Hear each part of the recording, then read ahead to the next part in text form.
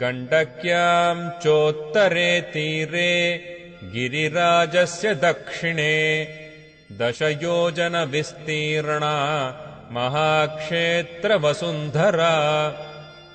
शालिग्रामो भवेद्देवो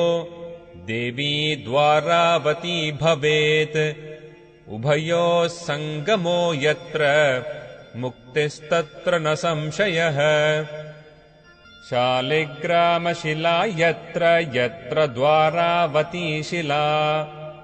उभयोः सङ्गमो यत्र मुक्तिस्तत्र न संशयः आजन्मकृतपापानाम् प्रायश्चित्तम् य इच्छति शालिग्रामशिलावारि